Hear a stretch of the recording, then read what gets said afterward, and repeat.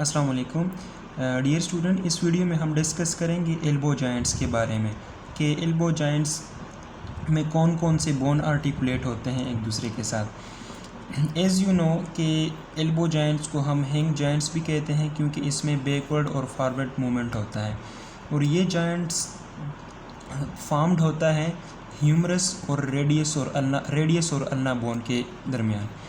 ये वाला humerus bone है जो कि हमारे अपर लिम का largest bone and strongest bone जो अपर लिम का है, ये ह्यूमरस बोन। फिर ह्यूमरस के साथ फोर आर्म के जो बोन आर्टिकुलेट हैं, तो फोर आर्म और आर्म के जो बोन आर्टिकुलेट हो रहे हैं और यहाँ पे जो जॉइंट्स बन रहा है तो इसको हम एल्बो जॉइंट्स कहते हैं। अगर हम ह्यूमरस के डिस्टल पोर्शन पे देखें तो डिस्टल पोर्शन पे ह्यूमरस के डिस्टल पोर्शन पे ये रेडियस बोन भी आर्टिकुलेट होता है और साथ साथ जो फोर आर्म का अल्ना बोन है, फोर आर्म का अल्ना बोन, ये वाला जो बोन है ये अल्ना बोन है और ये बोन जो है ये रेडियस बोन है। ये दोनों बोन आर्टिकुलेट होते हैं ह्यूमरस बोन के साथ। अब ह्यूमरस बोन के किस पॉइंट पे ये आर्टिकुलेट होते हैं? अगर हम डिस्टल पार्ट ऑफ ह्यूमरस या डिस्टल पोर्शन ऑफ ह्यूमरस को देख लें तो इसके ह्यूमरस का जो लेटरल साइड है तो यहाँ पे वैसे नॉर्मली टू एपिकोंडाइल प्रेजेंट होते हैं ह्यूमरस के डिस्टल पोर्शन में। ये वाला जो एपिकोंडाइल है ये लेटरल साइड पे है तो ये इसको लेटरल एपिकोंडाइल कहा जाता है। फिर इसी तरह एक एपिकोंडाइल मीडियल साइड पे होता है तो ये मीडियल एपिकोंडाइल है। लेटरल साइड पे लेटरल एपिकोंडाइल के साथ ही अगर हम मीडियल की तरफ आएँ तो इस एरिया को, ये वाला जो एरिया है इसको कैपिटुलम कहते हैं। यही कैपिटुलम रेडियस बोन के हेड के साथ आर्टिकुलेट करता है। अब रेडियस और कैपिटुलम ऑफ ह्यूमरस बोन के साथ जो अटैचमेंट है या जो जॉइंट्स बन रहा है तो इसको हम ह्यूमरो रेडियल जॉइंट्स कहते हैं। फिर इसी तरह इसी कैपिटुलम के बाद फिर ये पोर्शन जो है इस एरिया को ट्रोक्लिया कहा जाता है। यही ट्रोक्लिया फिर अल्ना बोन के ट्रोक्लियर नॉच के साथ आर्टिकुलेट करता है।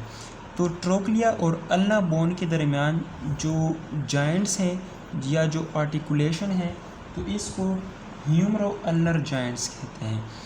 अब हमने बात की कि ह्यूमरस बोन रेडियस के साथ इसका जो डिस्टल पार्ट है तो ये रेडियस बोन के साथ भी आर्टिकुलेट होता है और अल्ना बोन के साथ भी आर्टिकुलेट होता है।